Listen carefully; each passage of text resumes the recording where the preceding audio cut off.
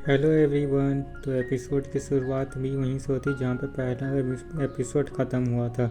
और हाँ, अगर आपने पहले के एपिसोड्स नहीं देखे तो मेरे चैनल को सब्सक्राइब करके मेरे चैनल में चले जाइए, आपको पहले के एपिसोड्स मिल जाएंगे। तो फांग शाओची को मॉल लेकर के जाता है, जो कि सचमुच में बंद हो गया था, मगर जैसे ही फांग क्लैप हो करता है तो वहाँ की सारी लाइट्स अपने आप ही ऑन हो जाती है, जो देख कर के शाओची उससे काफ़ी इम्प्रेस हो जाती है। फांग उसे बताता है कि यह हमारी कंपनी का ही मॉल है, इसलिए तुम जब चाहती हो तब यहाँ पे आ सकती हो।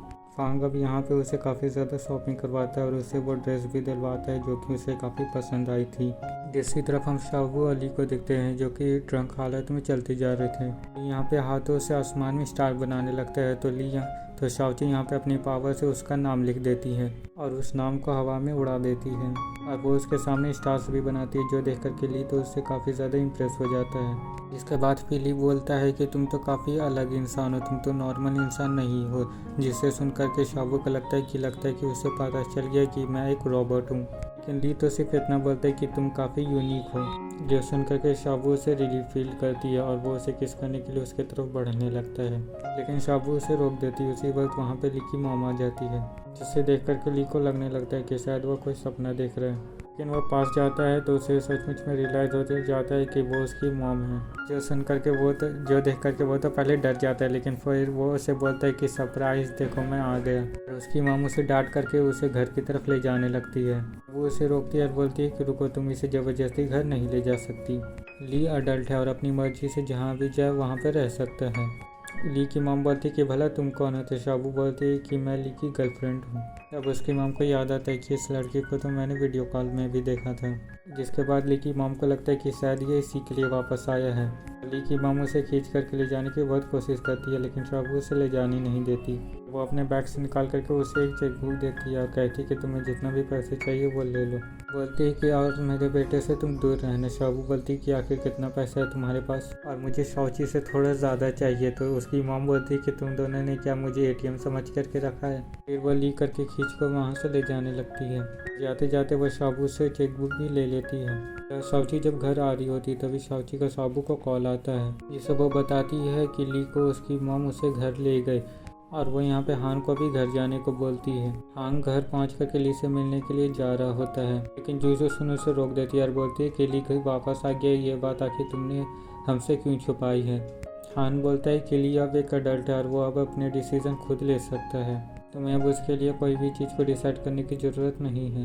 अभी उसके फादर बीच में बोलते कि ली अडल्ट हो गया, लेकिन अभी वो काफ़ी यंग है और वह अभी भी गलत डिसीजंस ले सकता है। और तुम भी अभी कंपनी के मेकअप डिपार्टमेंट में काफ़ी पैसे लगा रहे हो और तुमने अभी भी मेकअप डिपार्टमेंट में रिसर्च डिपार्टमेंट को ऐड किया है। क्या हो अगर ये सारा पैसा डूब जाए और तुम रिग्रेट करो तो? फांग बोलता है कि आपको पता है कि आखिर आपने मेकअप लाइन को किसके लिए सेटअप किया था और आपको पता भी है कि कल कौन सा दिन है, मगर शायद आपको इन सारी चीज़ों से पता कोई भी फ़र्क नहीं पड़ता। ये बोल करके फांग वहाँ से चला जाता है और हम यहाँ पे समझते हैं कि कल फांग के फादर की डेथ एनिवर्सरी है। इसके बारे में उसके फादर को याद होता है, मगर वो उसे बताते नहीं। अगले दिन फांग की मॉम उसके दरवाजे को नॉक करती है, मगर उसे उसके दरवाजे को नहीं खोलता है। वो हान की मॉम को कॉल करके पूछती है, लेकिन हान बता देता है कि आज उसकी डेथ एनिवर्सरी है और आज के दिन वो किसी से भी नहीं मिलता। शाओची पूछती है कि वो कहाँ पे होगा, तो हान उसे बता देता है।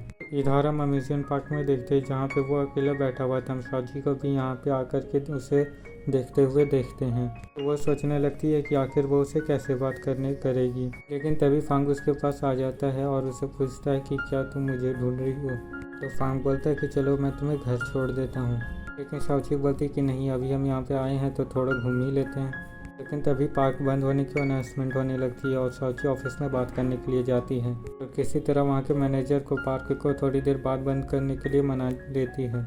फिर वो फांग के साथ बहुत सारे राइड्स में घूमती है और किसी तरह से उसका स्ट्रेस रिलीज करवाने की कोशिश करती है। लेकिन जब ये दोनों मैरी ग्राउंड में होते हैं तब फांग फिर से साइड हो जाता है, क्योंकि उसकी मॉम ने जब आखिरी बार उसे मैरी ग्राउंड में घुमाया था तब वो उससे आगे थी और वो हर साल इसी डेथ एनिवर्सरी को यहाँ पे आता है। फिर शाओची को याद आता है कि शाबू ने उसे बताया था कि ह्यूमंस के लिए मदर बहुत ही इम्पोर्टेंट होती है, कि वो उन्हीं की वजह से इस दुनिया में आ पाते हैं और अगर उनकी मदर इस दुनिया में ना रहे तो वो काफ़ी अकेला महसूस करते हैं। जो याद करके शौची भी अपनी जादू से फांग के पास पहुंच जाती है और वो उसे बोलती है कि तुम कभी भी खुद को अकेला महसूस मत करना, मैं हमेशा तुम्हारे साथ हूँ। ये बोल करके उसे स्माइल करने को बोलती है तो फांग भी स्माइल करने लगता है, शौची को देखने लगता है, जिसके बाद ये दोनों और भी ज़्यादा मस्ती करते हैं। और फिर ये लोग टाइटैनिक के हीरो हीरोइन की तरह एक्ट करते हैं, तो कभी रोबोट्स की तरह तो कभी एशियंट एरा में पहुंच जाते हैं। और जब ये दोनों किसी करने वाले होते हैं तभी एक बच्चा आकर के इन दोनों को इंटरप्ट कर देता है।